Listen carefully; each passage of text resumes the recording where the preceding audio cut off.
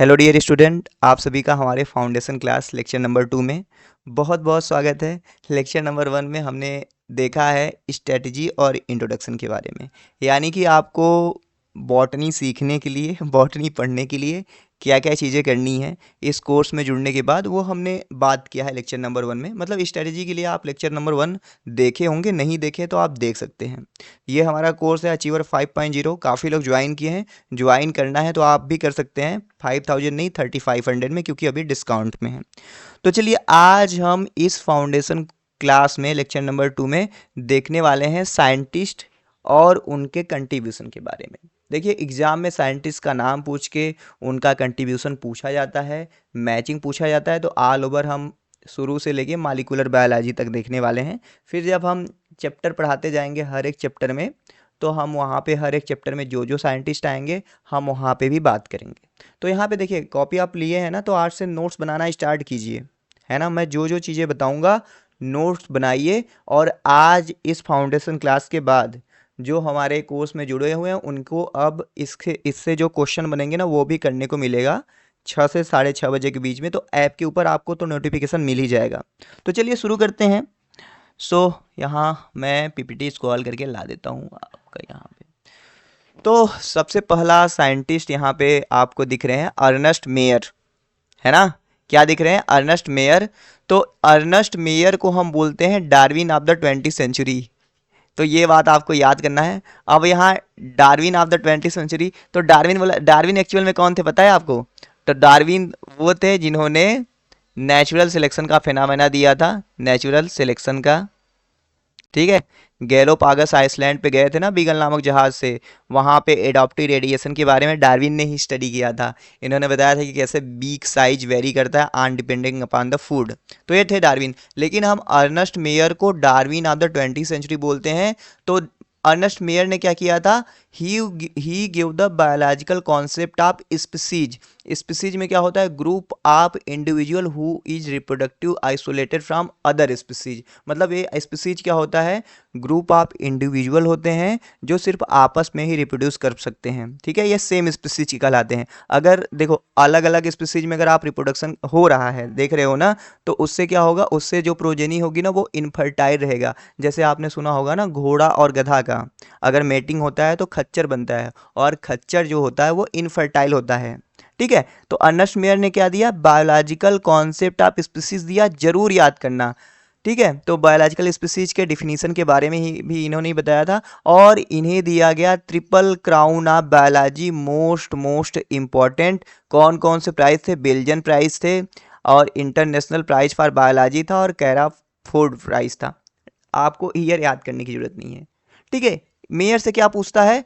Biological concept of species किसने दिया, ये चीज याद करना। अब अगला साइंटिस्ट है कैरोलस लीनियस भैया, है ना। पहले इनका नाम कार्ल वां लिनी था। क्या था कैरोलस लीनियस का नाम? कार्ल वां लिनी। लेकिन बाद में इन्होंने बाइनॉमियल नॉमेनक्लेचर दिया। इन्होंने बताया कि ये जो प्लांट लोग हैं, एनिमल लोग हैं, भाई देखो पहले पॉलिनॉमियल था, लंबा लंबा नाम हुआ करता था। टेक्सोनॉमी में हम बात करेंगे तो बताना बहुत मुश्किल होता था। तो कार्ल वां लिनी ने कहे कि भैया देखो ना, जो भी ऑर्गेनिज्म है ना उनका ना दो वर्ड का नाम रहेगा। पहला नाम रहेगा जीनस और दूसरा नाम रहेगा स्पीसीज। तो इसे हमने कहा बाइनॉमियल नॉमेनक्लेचर। तो Carolus Linnaeus is associated with the binomial nomenclature, ये दिए। इसके साथ साथ लीनियस के लिए ना एक चीज और पूछा जाता है, कॉपी में नोट करो। इन्होंने दिया था artificial system of classification. Artificial system of classification. हम जब आपको क्लासिफिकेशन पढ़ाएंगे ना प्लांट में, तो आपको हम बताएंगे आर्टिफिशियल क्या है, नेचुरल बेंथम हुकर ने कैसे दिया, फिर फाइलोजेनेटिक क्या है, सारा हम डिटेल में बात करेंगे। अब लीनियस ने देखो जब सिस्टेमा नेचुरी इन्होंने पब्लिश किया, तब से बाइनॉमियल नॉमेनक्लेचर लागू हो गया। और यहाँ पे देखो लिखा गया है कि आर्टिफिशियल सिस्टम ऑफ क्लासिफिकेशन दिया था इन्होंने भैया, और 2 किंगडम क्लासिफिकेशन भी लीनियस ने ही दिया था। अब देखो आगे हम देखेंगे कि 3 किंगडम क्लासिफिकेशन कैसे हीकल ने दिया, 4 किंगडम क्लासिफिकेशन कोपलैंड ने कैसे दिया, फिर 5 किंगडम क्लासिफिकेशन विटेकर ने किस बेसिस पे दिया, फिर अभी जो 6 किंगडम क्लासिफिकेशन या 3 डोमेन सिस्टम है कार्ल ऊज ने वो दिया। हाँ देखो मैं ना बीच बीच में ना जो स्लाइड में नहीं है वो भी चीज़ें बताता चलूँगा, तो आप ना जितना ध्यान से मेरी बातों को सुनोगे और ऐसा तो है नहीं कि मैं जो बता रहा हूँ आपको बिल्कुल नहीं आता। भाई बीएससी करके आए हो, थोड़ा थोड़ा आपको आता होगा, या असिस्टेंट प्रोफेसर की तैयारी कर रहे हो फिर भी आइडिया होगा। तो मेरे बातों से जो मैं आपको दे रहा हूँ इन्फॉर्मेशन, उससे अपने नॉलेज को मैच कीजिए कि आपको ये चीज़ें पता है कि नहीं, है ना। जैसे 3 किंगडम, 4 किंगडम, 5 किंगडम, ठीक है, रिकॉल तो होता होगा, है ना। तो यही चीज़ सही रहेगा। तो सिविल लीनियस के बारे में ओवरव्यू आपको पता चल गया। अब चलो अगले स्लाइड पे चलते हैं। अब देखो यहाँ पे जॉन रे है, ठीक है। जॉन रे ने स्पीसीज टर्म दिया था और हिस्टोरिया जेनरलिस प्लांटेरम करके बुक नाम लिखा था। अब देखो एक बुक है ना, यहाँ पे बहुत ध्यान से देख लेना, जेनेरा प्लांटेरम। प्लांटेरम ये किसने, देखो हिस्टोरिका जेनरलिस प्लांटेरम कहे तो जॉन रे हैं, लेकिन जेनेरा प्लांटेरम अगर आपको बुक कहे तो आप अभी फिलहाल में बेंथम हुकर याद करना, ठीक है, बेंथम हुकर। लेकिन एक और साइंटिस्ट है जिन्होंने जेनेरा प्लांटेरम लिखा है। आप कहोगे सर अगर दोनों रहे तो किसे मैच करेंगे, तो दोनों ऑप्शन में नहीं रहेगा। तो जेनेरा प्लांटेरम के लिए 3 वॉल्यूम में दिया गया था। जब हम टैक्सोनॉमी पढ़ेंगे, प्लांट फैमिली पढ़ेंगे, तो डिटेल में बात करेंगे। तो जॉन रे स्पीसीज के बारे में बताए थे। जूलियन हक्सले हैं, ठीक है। जूलियन हक्सले ने देखो क्या किया था, इन्होंने न्यू सिस्टमैटिक्स टर्म दिया था और इन्होंने मॉडर्न टेक्सोनॉमी टर्म। तो देखो जूलियन हक्सले के लिए आप न्यू सिस्टमैटिक टर्म याद कर सकते हो। देखो सबसे पहले तो हमें अरिस्टोटल और थियोफ्रेस्टस के बारे में बात करना चाहिए था। हम बॉटनी पढ़ रहे हैं, या यूं कहें तो बायोलॉजी पढ़ रहे हैं, या लाइफ साइंस। तो अरिस्टोटल, इनको हम हिंदी में नहीं, अरस्तु बोलते हैं। तो Aristotle is the father of biology और जूलॉजी, ठीक है। तो इन्होंने मार्फोलॉजिकल कैरेक्टर को ध्यान में रख के इन्होंने प्लांट को बांट दिया कि जो बड़े बड़े हैं वो ट्री हैं, जो ऐसे छोटे थोड़े से श्रब्स हैं, और जो एकदम छोटे हैं वो हर्ब हैं। इन्होंने एनिमल को भी बांट दिया, अरिस्टोटल जी ने एनिमल को भी बांट दिया कि जिसके पास रेड ब्लड सेल है वो इनीमा है, और अदर जो है एनीमा है, ठीक है। एक्चुअली वो वर्टिब्रेट और इनवर्टिब्रेट थे, जो आगे आके पता चला, हम बात करेंगे। अब देखो बायोलॉजी है ना, ऐसे पूछा तो नहीं जाएगा, फिर भी आप जान लेना, बायोलॉजी जो टर्म है ये लैमार्क और ट्रेवेरेनस ने दिया। तो बायोलॉजी टर्म के लिए आप लैमार्क और ट्रेवेरेनस जी को याद कर सकते हो। अब देखो लैमार्क हम यहाँ पे कह रहे हैं ना, देखो पढ़ने का सबसे बढ़िया तरीका क्या है बताया आपको। जैसे लैमार्क के बारे में है ना, आप सोचो कि लैमार्क कौन थे। लैमार्क ने एक इनहेरिटेंस ऑफ एक्वायर कैरेक्टर के बारे में दिया, यूज और डिसयूज ऑफ आर्गन के बारे में बताया, है ना। जिराफ की लंबी गर्दन कैसे हो जाती है, सांप के पास पैर क्यों नहीं होते हैं, ये सब के बारे में लेमार्क ने अपना थ्योरी दिया ना। इवोल्यूशन पढ़ाएंगे अगर आपको तो जरूर बताएंगे वहाँ पे। Aristotle is the father of biology और जूलॉजी। और थियोफ्रेस्टस कौन है, इनके शिष्य थे। अरिस्टोटल के शिष्य कौन थे, वो थे थियोफ्रेस्टस, जिन्होंने क्या दिया, जिन्होंने दिया बॉटनी टर्म, है ना। तो ये भी याद कर लेना, इधर लिख लेना।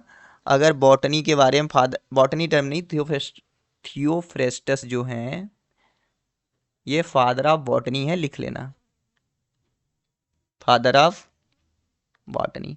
अच्छा पहले पढ़े हो कि नहीं, पहले पढ़े होगे तो थियोफ्रेस्टस एक जगह और बहुत अच्छे जगह काम किए हैं ना, जानते हो। थियोफ्रेस्टस ने ना जिम्नोस्पर्म टर्म दिया था। क्या दिया था, थियोफ्रेस्टस ने जिम्नोस्पर्म टर्म दिया था। एक बुक था इंक्वायरी इनटू प्लांट, इन्हीं का बुक था थियोफ्रेस्टस का। इसी बुक में इन्होंने जिम्नोस्पर्म टर्म का यूज किया था। जब आपको जिम्नोस्पर्म पढ़ाऊंगा तो वहाँ बताऊंगा, तो चिंता मत कीजिए। आगे चलिए, विटेकर, देखो इनके बारे में तो हमने बात कर लिया है ना, कि विटेकर ने जो है 5 किंगडम क्लासिफिकेशन दिया। तो वो 5 किंगडम क्लासिफिकेशन कौन थे, जो मोनेरा थे, एक्चुअली में जो प्रोकैरियोटिक थे। प्रोकैरियोटिक के बारे में जानते हो ना, बैक्टीरिया है सब, वो प्रोकैरियोटिक थे, तो उन्होंने मोनेरा के अंदर रख दिया। जो यूनिसेलुलर यूकैरियोट थे, चाहे कोई भी हो, प्लांट हो, एनिमल हो, फंजाई हो, एल्गी हो, कुछ भी हो, यूनिसेलुलर यूकैरियोटिक है तो वो प्रोटिस्टा के अंदर रहेगा, है ना। और फंजाई है तो जिसका सेल वॉल काइटिन का है, जिसमें रिजर्व फूड मटेरियल ग्लाइकोजन है, और जो मोस्टली एब्जॉर्प्टिव टाइप का मोड ऑफ न्यूट्रिशन शो करें वो फंजाई है। जिनके पास सेल वाल हैं, जो ऑटोट्रॉफिक है, क्लोरोफिल है प्लांटी में, और जो सेल वाल लेस हैं वो एनिमेलिया में। तो हम बात करेंगे बेसिक बेसिक। देखो मेरा फाउंडेशन क्लास पढ़ाने का बेसिक आइडिया ये है कि आपको एक आइडिया लग जाए कि आप क्या क्या हमारे कोर्स के अंदर सीखने वाले हैं। और मोस्ट इम्पॉर्टेंट चीज़ ये है कि आपकी जो वाइब्स हैं या यूँ कहें तो फ्रीक्वेंसी है, आप हमारे फ्रीक्वेंसी के साथ मैच कर लीजिए। गारंटी के साथ कहता हूँ 2x करने की ज़रूरत नहीं है। इधर उधर क्यों देख रहे हो? कह रहा हूँ ना 2x मत करो, 2x करके देख रहे हो। नहीं 1x पे देखो। ऐसा तो नहीं है कि बहुत मेहनत करना है, बस मेरी बातों को सुनो, अच्छा लगने लगेगा। देखो बोरियत, देखो पढ़ाई को ना वैसे नॉर्मली लोग होते हैं बहुत बोरियत की तरफ फील करते कहते हैं, सो आप इसको काम क्यों समझते हो, मेहनत क्यों समझते हो? आप इसको सोचो कि यार हमको नया नया चीज़ सीखने को मिल रहा है। यही चीज़ है ना जो कहीं ना कहीं यूँ कहें तो आपका करियर, कहते हैं ना इसी के थ्रू आप अपना नाम कमाओगे, है ना? सोचते हो ना, इसीलिए पढ़ाई करते हो ना। तो अच्छे से पढ़ लो भाई, सीख लो, जाने। तो अब देखो विटेकर ने जो क्लासिफिकेशन दिया 5 किंगडम, तो उनका मेन क्राइटेरिया क्या था? तो सेल स्ट्रक्चर था, थैलस ऑर्गेनाइजेशन था, मोड ऑफ न्यूट्रिशन था, रिप्रोडक्शन था और फाइलोजेनेटिक रिलेशनशिप भी था। तो आगे हम डिस्कस करेंगे डिटेल में। अब देखो पाश्चर, लुइस पाश्चर है, इन्होंने नेम दिया वायरस, जिसका मतलब होता है वेनम पॉइजनस फ्रूट। तो लुइस पाश्चर ने पाश्चराइजेशन के बारे में भी बताया था। लुइस पाश्चर ने ओमनी वाइमम एक्स विवो, देखो ये याद कर लेना, ओमनी इवोल्यूशन का पॉइंट है एक्स वीओ, इसका मतलब समझते हो आप? क्या कह रहे हो? ओमनी सेलुला इसेलुलर सुने हो? अरे तो ओमनी वाइवम एक्स वीवो भी होता है, यानी जीवों की उत्पत्ति जीवों से होती है। इन्होंने किया था स्वान नेक फ्लाक्स एक्सपेरिमेंट, ठीक है। अरे पहले बहुत लोग थे ना, थेल्स एनेक्सीमेंडरी लोग रहते थे, तो ये लोग कहते थे कि यार एक कपड़ा लो, एकदम गंदा सा जो शर्ट है उसको, पसीने वाला शर्ट लो, गेहूं उसमें गेहूं का बाली रख दो, 21 दिन बाद वहाँ चूहा आ जाएंगे। तो ये पाश्चर, फिर एक लोग कहते थे यार ऐसे करके कि यार ऐसे मेढक ओढक होते हैं ना कीचड़ में से निकल जाते हैं, तो पाश्चर आया ऐसे करके डिस्प्रूव कर दिया कि नहीं भैया, जीवों से ही जीवों की उत्पत्ति होती है। लेकिन इवोल्यूशन बाद में पढ़ोगे ना तो बाद में पता चलेगा कि जो हमारा प्रेजेंट लाइफ बना है वो एबायोटिक चीज़ों से ही बना है ना। अब देखो इवानोवस्की हैं, तो इवानोवस्की जो है इन्होंने एक्चुअली में टीएमबी की डिस्कवरी करी थी। टोबैको मोज़ेक वायरस बड़ा इंपॉर्टेंट वायरस है, इसके बारे में डिटेल में हम माइक्रोबायोलॉजी में बात करेंगे। तो इवानोवस्की ने टीएमवी की डिस्कवरी करी थी एक्चुअली में, और इन्होंने बताया था कि वायरस जो होते हैं बैक्टीरिया से भी छोटे होते हैं, है ना।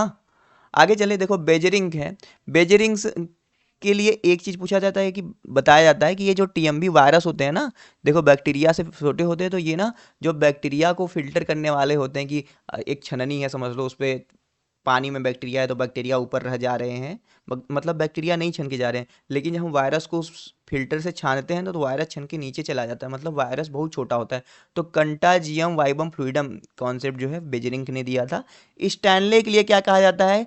स्टैनले के लिए कहा जाता है कि भैया स्टैनले एक ऐसे साइंटिस्ट रहे जिन्होंने वायरस को ही क्रिस्टल बना दिया। अब क्रिस्टल बना दिया नॉन लिविंग। वायरस के बारे में जानते हो, हम बताएंगे सेल बायोलॉजी में, एक्चुअली में थोड़ा सा चीज़ बात करेंगे। वायरस जो है ये कनेक्टिंग लिंक है ना, किसके किसके बीच में पता है?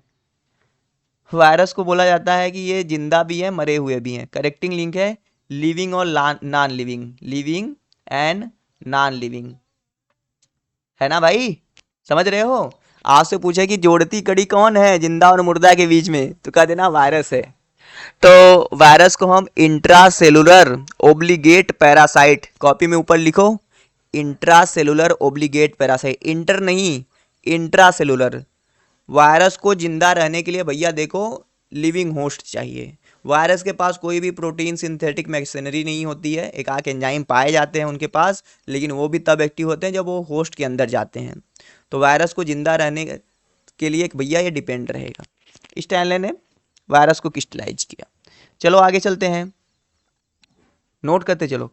टीओडाइनर, देखो ई भी बहुत इंपॉर्टेंट है माइक्रोबायोलॉजी में। टीओडाइनर के बारे में बताया जाता है कि इन्होंने ना, पहले कहा जाता था देखो जो हमारे पैथोजन है मोस्टली करके हम वायरस के बारे में पढ़ रहे थे, फिर टीओडाइनर आए 1971 में। इन्होंने कहा भाई जो तुम लोग बता रहे हो कि वायरस होता है उसके पास जेनेटिक मटेरियल डीएनए रहेगा या तो आरएनए रहेगा और वहाँ पे न्यूक्लियो प्रोटीन भी रहेगा, लेकिन देखो हमने एक चीज़ खोज डाला, इसके पास यार प्रोटीन कोट है ही नहीं, सिर्फ इसमें क्या है आरएनए है, और वही कर रहा है, वही क्या है पैथोजेनिक नेचर को शो कर रहा है, सिर्फ आरएनए, प्रोटीन है ही नहीं।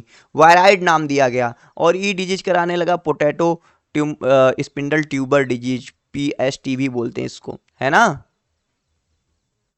और ये कराने लगा कडांग कडांग। अभी जब हम पढ़ेंगे भाई माइक्रोबायोलॉजी तो हम डिटेल में देखेंगे।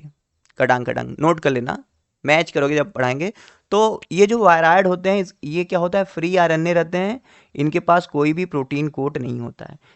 ठीक है भाई। अब देखो कार्ल लूच के बारे में हमने बताया कि 3 डोमेन सिस्टम दिया था इन्होंने, आर्किया, बैक्टीरिया और यूकेरिया के बारे में, है ना। डिटेल में हम देखने वाले हैं कि आर्किया कैसे डिफर होता है यूकेरिया में, कैसे सिमिलरिटी होती है, देखेंगे। अब देखो टेमिन है, टेमिन ने रेट्रोवायरस के बारे में खोजा। अब रेट्रोवायरस एक ऐसे वायरस होते हैं जो अपने एमआरएनए जो होता है, एमआरएनए के बारे में जानते हो ना, इसमें क्या करता है, इससे डीएनए बना लेता है ना। Temin and Baltimore reverse transcription बोलते हैं, रिवर्स ट्रांसक्रिप्टेज होता है। अब देखो जैसे टीओ डायनर ने कहा कि भैया देखो हमने एक ऐसा खोज लिया है पैथोजन या ऐसा हमने पार्टिकल, वायरस को देखो हम ऑर्गेनिज्म नहीं बोल सकते हैं। सबसे पहले वायरस इतने खतरनाक क्यों है पता है, एक बात बताऊं आपको। विटेकर थे पहले लोग, ऐसे वायरस जैसे देख रहा है सब को कि ठीक है यार, लीनियस ने 2 किंगडम क्लासिफिकेशन दिया तो ठीक है, प्लांट और एनिमल को बांटा।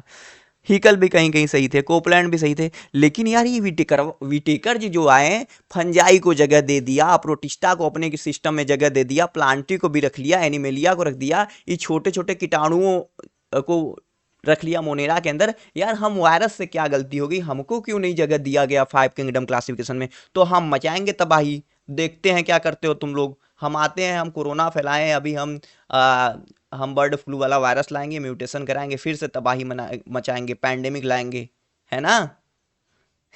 हमको काहे नहीं मिला 5 किंगडम क्लासिफिकेशन में, तो इसलिए वायरस गुस्से में है। इसके साथ साथ वायरस के साथ साथ अभी कुछ साइंटिस्ट कहते हैं ना कि ये भैया जानते हो, नॉर्थ पोल और साउथ पोल पे ना इतने बड़े बड़े आइसबर्ग हैं। आइसबर्ग मतलब समझते हो, हाँ। अरे यार, बर्फ, बर्फ, समुद्र पानी है ना 70% भाग पे, तो अभी नॉर्थ पोल एकदम दक्षिणी ध्रुव उत्तरी ध्रुव पे बड़े बड़े बर्फ हैं, बर्फ के पानी समुंदर के अंदर। बहुत साइंटिस्ट कहते हैं ना इन बर्फवा के अंदर ना पुराने जमाने में बहुत सारे ऐसे करके खतरनाक खतरनाक वायरवायड ऐसे करके हैं, प्रियॉन है उसमें, और यही ग्लोबल वार्मिंग बढ़ेगा ना तो यही पिघलेगा, और पिघलेगा तो वहाँ से वायराइड बहुत खतरनाक खतरनाक वायरस निकल के आएंगे और दुनिया में तबाही मचाएंगे। तो इसलिए कहा जाता है कि भैया ग्लोबल वार्मिंग कम करो, है ना।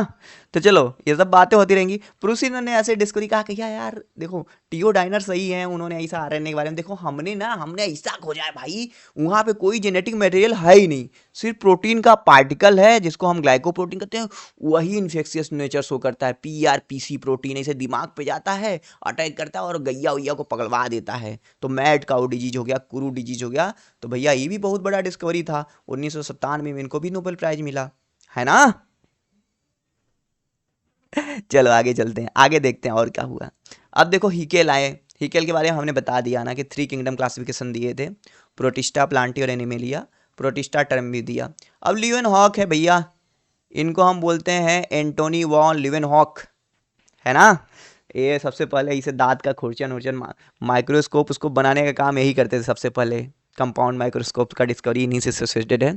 तो इन्होंने ऐसा शीशा लेके ना ऐसे करके ना लेंस की तरह, तो उन्होंने बैक्टीरिया खोज लिया, RBC खुद से खोज लिया, स्पर्म खोज लिया, प्रोटोजोआ खोज लिया। और देखो यहाँ पे लिखा है ही डिस्कवर्ड लिविंग सेल। तो भैया याद कर लेना, अगर सेल की डिस्कवरी की बात करें तो सेल की डिस्कवरी किए थे रॉबर्ट हुक 1665 में। एक किताब लिखे थे माइक्रोग्राफिया, वही रॉबर्ट हुक के किताब का नाम था, है ना। लेकिन आपसे अगर लिविंग सेल की डिस्कवरी पूछे तो आप बताना लिवेन हॉक। और लिवेन हॉक के बुक का नाम क्या था, सीक्रेट ऑफ नेचर। और ये कहाँ के रहने वाले थे, हॉलैंड के। याद करने की जरूरत नहीं है, हॉलैंड मैं बता देता हूँ, लेकिन secret of nature, living cell, ये सब याद कर लेना। अब जब सेल के बारे में बात ही कर रहे हैं तो यहाँ पे थोड़ा फैक्ट लिख लेना। आपसे पूछे अगर स्मॉलेस्ट सेल ओनली, क्या बताओगे, बताओ भाई, क्या बताओगे। गुड, माइकोप्लाज्मा, जिसके पास क्या सेल वाल नहीं होता है, इसीलिए पेनिसिलिन ये सब का अफेक्ट नहीं होता।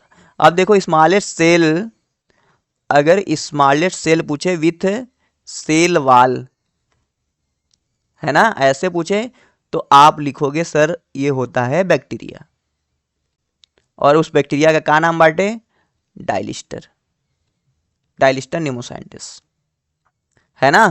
अगर लार्जेस्ट सेल पूछे आपसे, आपसे कहे कि सर लार्जेस्ट सेल बताइए हमको कौन सा होता है, तो आप कहोगे ऑस्ट्रिच एग होता है।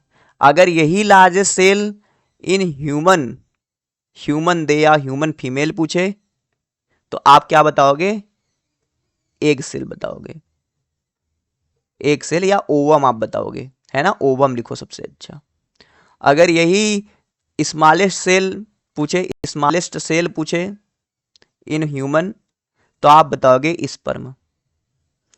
हाँ बॉटनी का नहीं है, मैं फैक्ट बता रहा हूँ। अगर देखो जैसे बहुत सारा है, मैं जब कोर्स एक्चुअल में 15 तारीख से हम रन करेंगे अभी, तब वहाँ पे आपको बताया जाएगा कि लार्जेस्ट बैक्टीरिया थियोमरगैटा निम्बियंसिस, इफिलोपोशियम फिशेसोनी, फिर स्मॉलेस्ट वायरस जो है foot and mouth virus, largest virus citrus टिसीजा, सब बताया जाएगा। और देखो मैं कहता हूँ ना, देखो थ्योरी रटने से बढ़िया है ना, अगर आपको फैक्चुअल चीज़ें पता रहेंगी ना, आपको फैक्ट पता रहेगा, तो आप वो याद रहेगा लॉन्ग टर्म के लिए। आप ऐसा डिफिनीशन रट लोगे, ये सब कर लोगे, तो बहुत नहीं याद रहेगा। अब देखो लीडरबर्ग एंड टैटम आ गए। तो देखो जब आप पढ़ते हो ना ये लीडरबर्ग एंड टैटम, एक मिनट देख लो रिकॉर्ड हो रहा है ना, हाँ भाई रिकॉर्ड हो रहा है। तो ये लीडरबर्ग एंड टैटम आ गए, तो ये कहाँ से एसोसिएटेड है, जब आप पढ़ते हो बैक्टीरिया के बारे में, और बैक्टीरिया में क्या पढ़ते हो, रिप्रोडक्शन, है ना। तो बैक्टीरिया में मोस्ट कॉमन टाइप का रिप्रोडक्शन है बाइनरी फिजन, है ना। यहाँ पे बैक्टीरिया के अंदर सेक्सुअल रिप्रोडक्शन नहीं होता है। In place of taking sexual reproduction bacteria के अंदर होता है जेनेटिक रिकॉम्बिनेशन। और यही जेनेटिक रिकॉम्बिनेशन बैक्टीरिया में 3 तरीके से होता है, कंजुगेशन, ट्रांसडक्शन, ट्रांसफॉर्मेशन, है ना। तो ये तीनों को कौन खोजा था, क्या था, हम डिटेल में बात करेंगे, 2 जगह पढ़ेंगे ये सब चीज़ें। पहला पढ़ेंगे माइक्रोबायोलॉजी में, दूसरा पढ़ेंगे मालिकुलर में। तो एक एक चीज़ें हम आपको 2-2 3-3 जगह पढ़ाएंगे, कैसे नहीं याद होगा, है ना। पुराने बैच में लगभग 700 लोग थे, काफ़ी बढ़िया रिजल्ट रहा है। लोग सिलेक्ट होने से ज़्यादा, मतलब सिलेक्ट हुए हैं, ठीक है, सिलेक्ट होने की से ज़्यादा खुशी उनको ये है कि उन्होंने बहुत चीज़ें सीखी हैं 1 साल के अंदर, ठीक है। तो आपको भी होगी, चिंता मत कीजिए। तो लीडरबर्ग एंड टैटम है, तो इन्होंने डिस्कवर्ड किया कंजुगेशन के बारे में। तो 2 बैक्टीरिया होते हैं प्यारे प्यारे, यहाँ पे क्या होता है, सेक्स फिली आता है, इसे करके एक ब्रिज बनाता है। तो यहाँ से प्लाज्मिड रोलिंग सर्कल मेथड करके यहाँ जाता है, इसे करके यहाँ पे F plasmid H F R plasmid सब बनता है। तो ये सब हम देखेंगे। अब देखो यहाँ पे एक है ना, बाकी मैंने बताया सब देखेंगे, सब अगर इंक्लूड करता है ना ज़्यादा हो। कैथरीन इसाऊ है, कहाँ से रिलेटेड है ये, प्लांट एनाटॉमी से रिलेटेड है, प्लांट एनाटॉमी से रिलेटेड है। तो कैथरीन इसाऊ जो है, इन्होंने सबसे पहले देखा कि भैया जो वायरस है ना, वायरस का जो स्प्रेड होता है, वायरस जो होता है फ्लोएम टिश्यू के द्वारा स्प्रेड होता है। तो आपसे क्वेश्चन पूछे कि वायरस कैसे फैलता है, जाइलम दे, फ्लोएम दे, इंडोडर्मिस दे, तो फ्लोएम के द्वारा। तो इन्होंने अपना काम किया, और 1954 में एनाटॉमी ऑफ सीड प्लांट नामक बुक इन्होंने पब्लिश किया। बहुत इंपॉर्टेंट है बुक का नाम, देखो हम बताते चलेंगे। जैसे अभी हमने secret of nature, Micrographia, anatomy of seed plant, 3 book बताया ना। तो ये सब क्या करना है आपको, अपने दिमाग में रखना है, नोट बनाते चलो। मैं डीपीपी दूंगा ऐप के ऊपर, क्वेश्चन करना और देखना, यही रहेगा। बाहर से हम क्वेश्चन नहीं दे, मैं जो स्लाइड में है यहाँ से भी क्वेश्चन दूंगा, प्लस जो मैं बातें बीच बीच में बता रहा हूँ वहाँ से भी क्वेश्चन दूंगा, समझ गए। अब देखो जीएन रामचंद्रन है, तो रामचंद्रन ने एक प्लॉट दिया था, एक बढ़िया से काम किया था, किसके बारे में पता लगाने के लिए, प्रोटीन का, प्रोटीन क्या होता है बताएंगे, प्रोटीन का सेकेंडरी स्ट्रक्चर के बारे में पता लगाने के लिए, ठीक है। तो ये फाउंडर थे Madras school of conformational analysis of biopolymer, और जीएन रामचंद्रन ने ही triple helical structure of collagen के बारे में देखा था। कोलेजन एक तरीके का ये प्रोटीन होता है, स्ट्रक्चरल प्रोटीन होता है। जो कोलेजन होता है ये क्या बनाता है, आपका गम बनाता है। दुख वाला गम नहीं, गम जानते हो क्या होता है, अरे यार मसूड़ा बनाता है, मसूड़ा, एक्चुअली में क्या होता है, जैसे ये कोलेजन जो है ना, इसके पैकेजिंग में सबसे इंपॉर्टेंट रोल करता है विटामिन सी। ठीक है, ट्रिपल हेलिकल मॉडल। तो कभी कभी क्या होता है कि लोगों में विटामिन सी की कमी हो जाती है, तो इसका सही से दांतों का पैकेजिंग नहीं होता, दांतों के बीच में ये मसूड़ा नहीं बन पाता, तो ऐसे करके स्कर्वी हो जाता है ना। तो जी हाँ रामचंद्रन, हम रामचंद्रन प्लॉट के बारे में देखेंगे कि भैया कैसे है जो सेकेंडरी स्ट्रक्चर के बारे में, कहाँ पे अल्फा हेलिक्स है, कहाँ पे बीटा प्लेटेड सीट है। क्या सर ये क्या बोल रहे हैं, नहीं समझ में आ रहा है?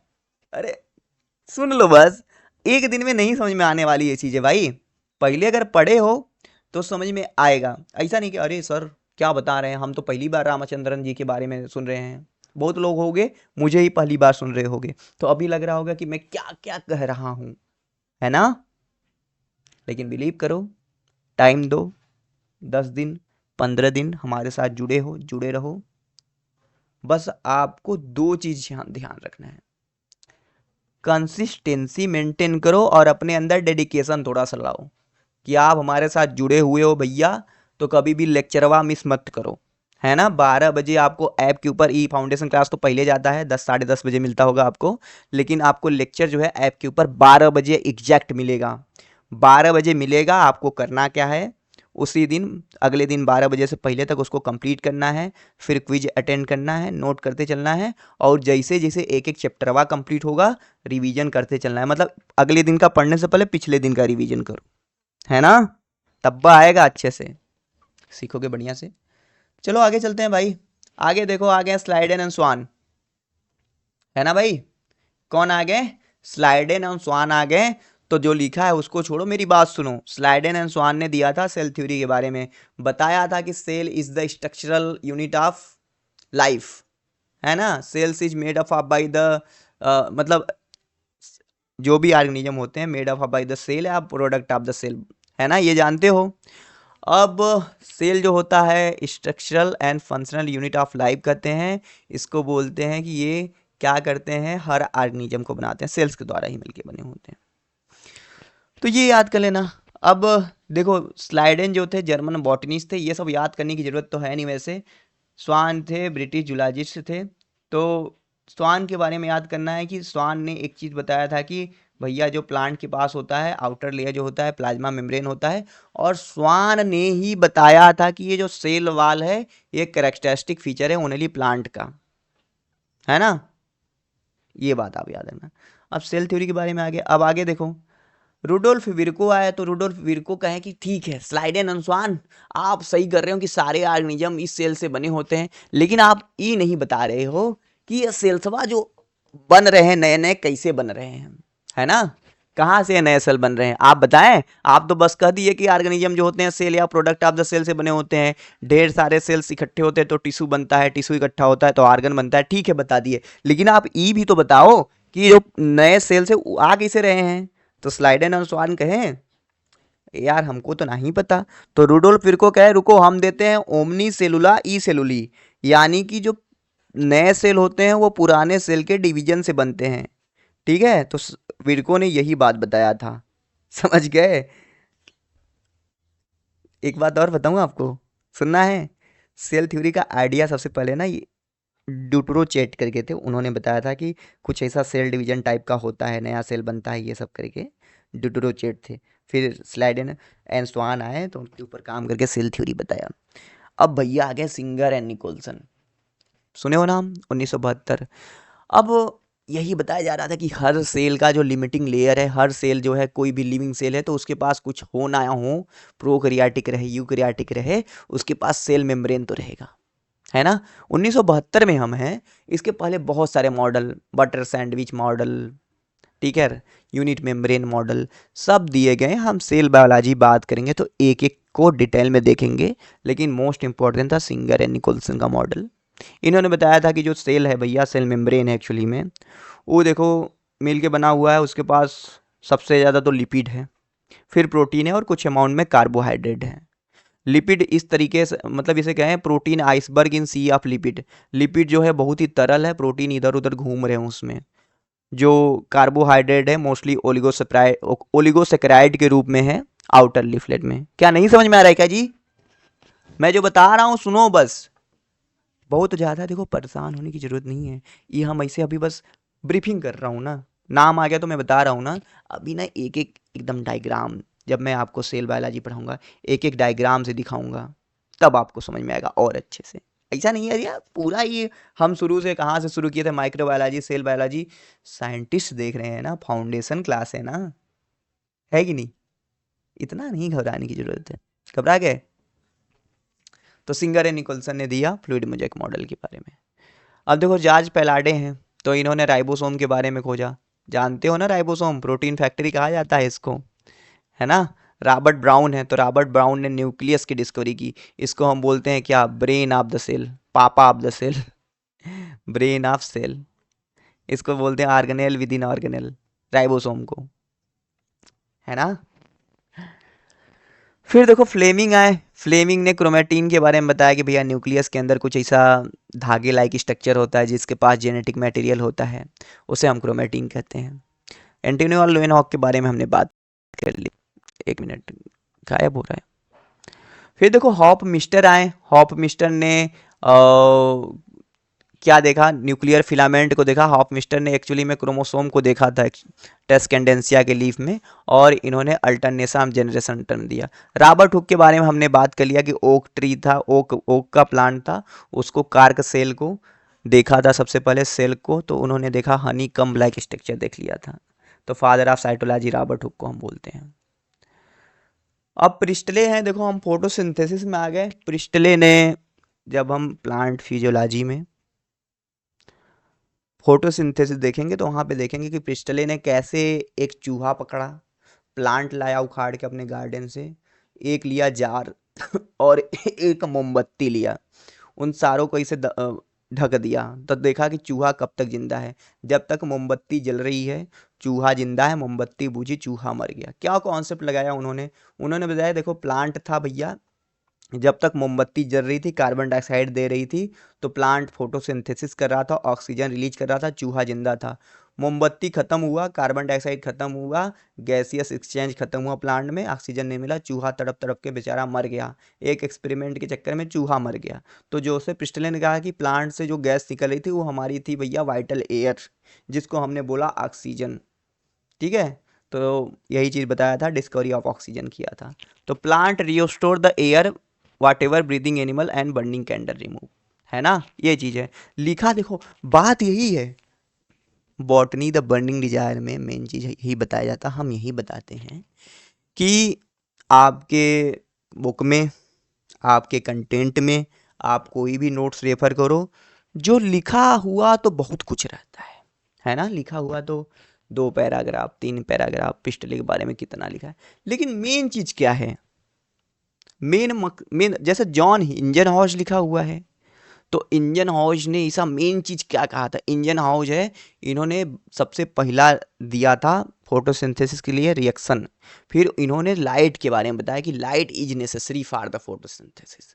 तो जॉन इंजन हाउस के बारे में क्या है कि भैया लाइट, जैसे प्रिस्टले ने एक्सपेरिमेंट कर दिया तो इंजन हाउस जाए कहेगा हाँ हाँ प्रिस्टले जी आप सही करें, चूहा मर जा रहा है, लेकिन इस चूहा को जिंदा रहने के लाइट में रखना बहुत, अंधेरा में रख दोगे ना तो कुछ नहीं है, लाइटियो रहेगा। ये नहीं कि बस वो जो मोमबत्ती है कार्बन डाइऑक्साइड दे रही है, ऑक्सीजन निकल रहा है, वहाँ पे लाइटो बहुत जरूरी है, लाइटिया नहीं रहेगा तो नहीं होगा ये कम वहाँ, है ना। तो इंजन हाउस बताएं कि sunlight is essential for the photosynthesis, और ये जो तू कह रहे हो प्लांट रिलीज करते हैं उसका स्टेमवा रुटवा नहीं करता है, वो वहाँ पे जो ग्रीन पार्ट होता है ना, लीफ रहता है ना, वहाँ पे काहे करता है ये भी पता है। तो ये बस इंजन हाउस कह दिए, अब बाद में कवेंटन एंड पेलेटियर आएंगे तब वो बताएंगे कि जो इंजन हाउस भैया तू जो कह रहे हो ना वो क्लोरोप्लास्ट है, क्लोरोफिल है। तो भैया ऐसे कहानी की तरफ पढ़ोगे तो बहुत मजा आएगा आपको पढ़ने में, बताना जरूर। मतलब देखो मैं तो कहता हूँ जैसे जो भी मैं बातें बता रहा हूँ, जो भी मैं आपको सिखाना चाहता हूँ, आप जितना सीख पा रहे हो आप हमको बताओगे कि हाँ समझ में आ रहा है, तो मैं और अच्छे तरीके से आपको सिखाने की कोशिश करूँगा, है ना।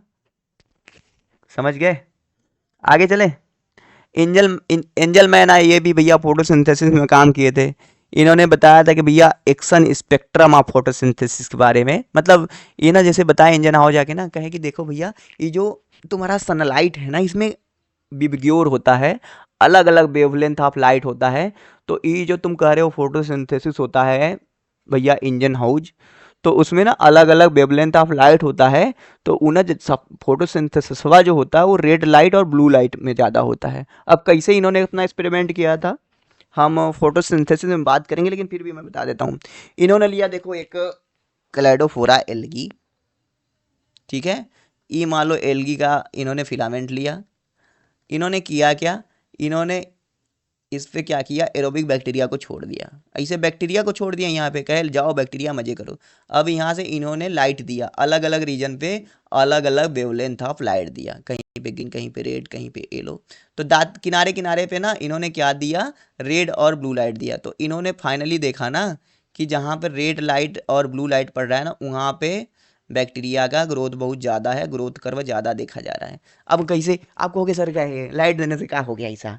भाई जानते हो ना, जब फोटोसिंथेसिस होता है तो बाई प्रोडक्ट के रूप में ऑक्सीजन निकलता है। तो यहाँ पे एरोबिक बैक्टीरिया थे, तो जहाँ पे जिस लाइट में फोटोसिंथेसिस ज़्यादा हुआ वहाँ पे ऑक्सीजन ज़्यादा निकला, बैक्टीरिया ज़्यादा ग्रो किए। तो एंजलमैन ने ऐसे इस एक्शन स्पेक्ट्रम के बारे में बता दिया कि किस लाइट में फोटोसिंथेसिस बहुत ज़्यादा होता है।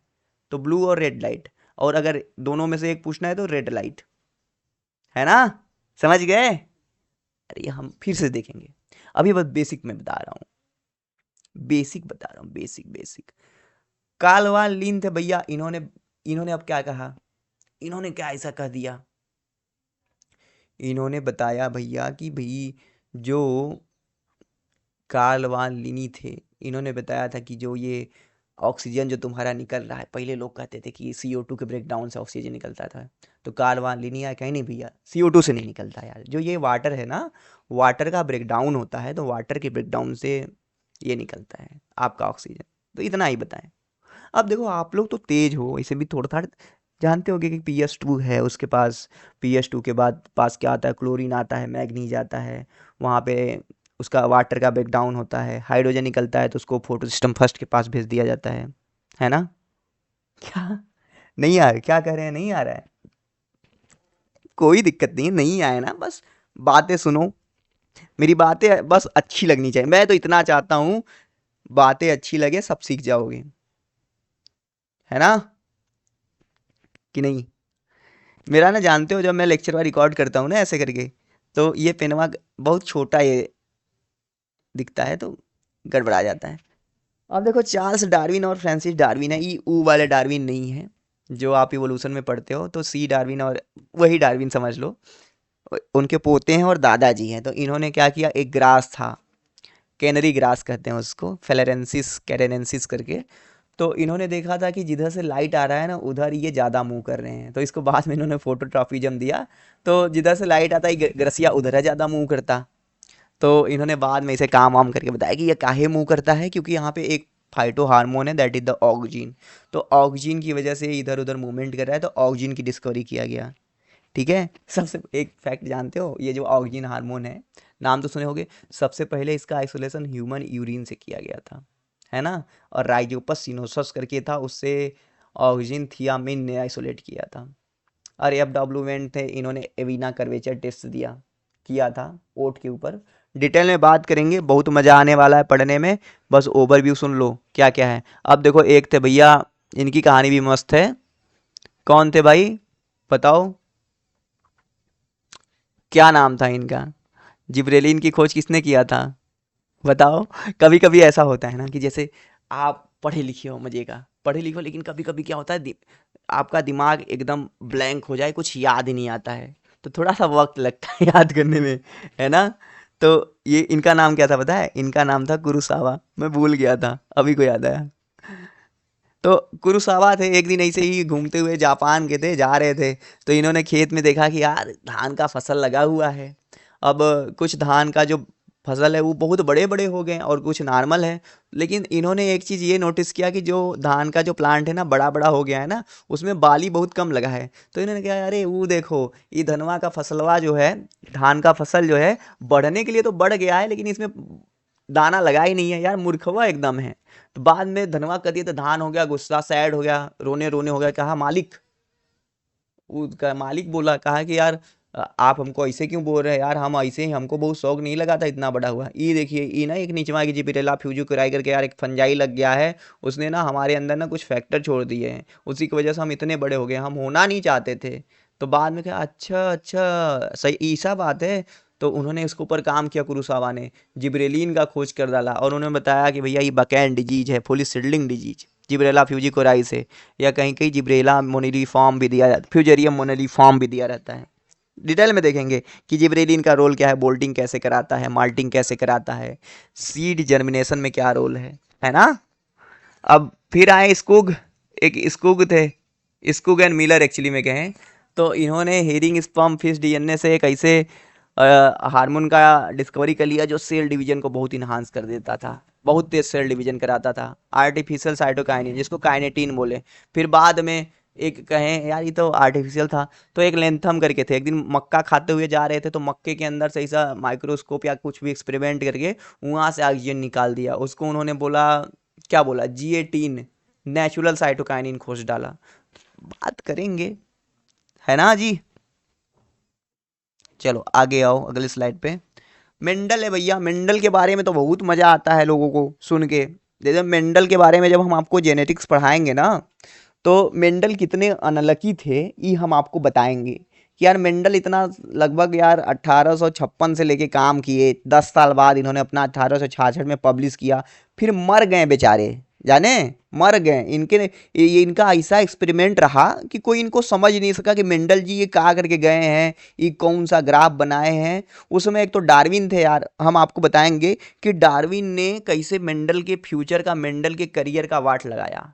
मेंडल मर गए, मेंडल को रिकग्निशन नहीं मिला, ये मेंडल एक साइंटिस्ट थे, लेकिन भैया मेंडल जो हैं फाइनली अब मर के भी अमर हो गए हैं।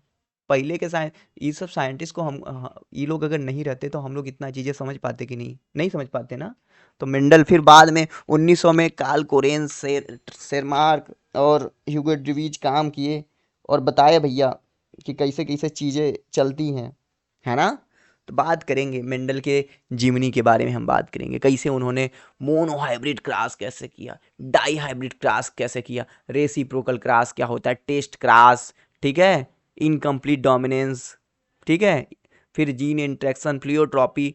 जेनेटिक्स बहुत अच्छे से समझ में आएगा, मैं बताऊं जेनेटिक्स में एकदम, मुझे तो बहुत अच्छा लगता है जेनेटिक्स पढ़ाने में। फिर पुनेट थे, मेंडल से, मेंडल कहे कि यार, मेंडल ऐसे करके काम करे तो पुनेट के, ए मेंडल भैया ऐसे यार कैसे ग्राफ बना रहे हो, ऐसे कर देखो हम ना तुमको ऐसे चौपाई चौपाई खींच के देते, इसमें क्रॉस कराओ, ठीक है। ह्यूगो डूवियस सेमा के बारे में मैंने बता दिया ओवरव्यू में, आगे चले देखते हैं। अब देखो वाटसन और क्रिक भैया, और डीएनए के बारे में होगा अब कहानी में नया ट्विस्ट। 1953 में डीएनए मिशन ने न्यूक्लियन ऐसे पथ सेल के न्यूक्लियस से खोज लिया। फिर वाटसन और क्रिक आए कि भैया हम भी डीएनए के ऊपर काम करेंगे, हम इसके स्ट्रक्चर के बारे में बताएंगे कैसे काम होता है। ये वाटसन और क्रिक जो है ना भैया, हम इनको पढ़ते हैं, लेकिन जानते हो रोजालिन फ्रैंकलिन थे ना, उन्होंने काम किया डीएनए की स्ट्रक्चर के बारे में, एक्सरे क्रिस्टलोग्राफी से उन्होंने पता लगाया, लेकिन सारा maximum credit Watson and Crick ले गए, ठीक है। समझ गए ना, विल्किंस विल्किंस इनको नोबेल प्राइज तीनों लोग को मिलता है, एक लोग को नहीं मिला। तो यही चीज़ है। इरविन चारगाफ ने बताया भैया कि कैसे हमारे डीएनए में जो बेस पेयर होते हैं कैसे अटैच होते हैं, एडेनिन से थाइमिन, ग्वानिन से साइटोसिन होता है, और हमेशा ये कांस्टेंट होते हैं, बराबर होते हैं। सेंट्रल डोग्मा के बारे में देखेंगे भैया कि कैसे डीएनए से प्रोटीन, प्रोटीन डीएनए से एमआरएनए, एमआरएनए से प्रोटीन कैसे बनता है, सब कुछ डिटेल में देखेंगे। बिल्कुल भी घबराना नहीं है आपको, है ना।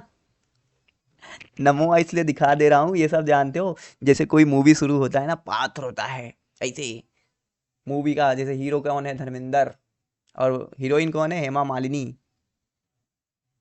क्या सर आप बहुत पुराने पुराने एक्टर का नाम ले रहे हैं, बहुत पुराने हैं का। नहीं यार, नए लोग अच्छे नहीं हैं, स्टार किड बन गए ना।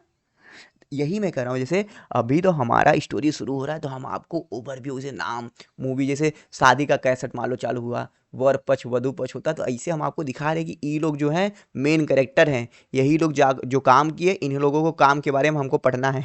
अच्छा, एक फैक्ट जानते हो, मैं आपको एक फनी चीज़ बताऊं, जानना चाहते हो कि नहीं, पहले बताओ, बोर तो नहीं हो रहे हो।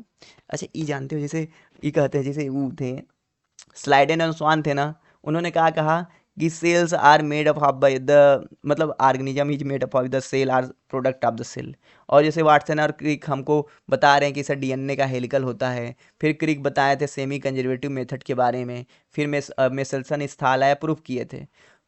जानते हो फैक्ट ये है, अभी को मेरी बात सुनो, कि हम हमारे हर एक सेल को पता है, हम जैसे हैं बैठे हैं, हम लेक्चर रिकॉर्ड करें, आप सुन रहे हो, हमारे हर एक सेल को पता है कि डीएनए को कैसे रिप्लिकेट करना है। कोई अगर कोई फाल्टी जीन बन गया तो उसको कैसे ठिकाने लगाना है, डाइजेशन कैसे कराना है, यूरिन कैसे फॉर्मेशन कराना है, नेफ्रॉन को पता है। लेकिन यही हम समझने के लिए पूरी जिंदगी लगा दे रहे हैं। हमको नहीं समझ में आ रहा है कि भैया डीएनए रिप्लिकेशन कैसे पता। आपके सेल को पता है डीएनए कैसे रिप्लिकेट करना है, लेकिन आपको नहीं पता चल रहा है। आपके दिमाग को पता है कैसे नर्वस इंपल्स कैसे जा रहा है, कैसे सोडियम पोटेशियम पंप कैसे काम कर रहा है।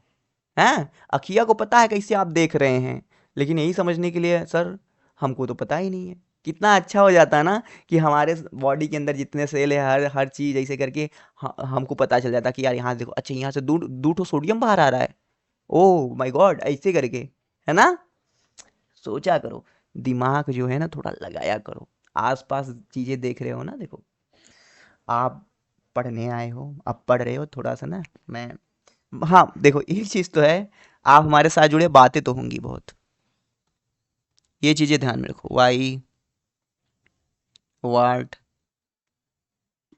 वेन, हाउ, जितने भी क्वेश्चन मार्क वाले टर्म हैं, why, what, when, how, whenever, ऐसे करके क्वेश्चन मार्क। जैसे अब यहाँ पे जैसे देखो ये वाला, इसको आप टर्म कर दो, इसको ऐसे गोला कर लिए, डीएनए, अपने दिमाग में डीएनए सोच लिया, डीऑक्सी राइबो न्यूक्लिक एसिड।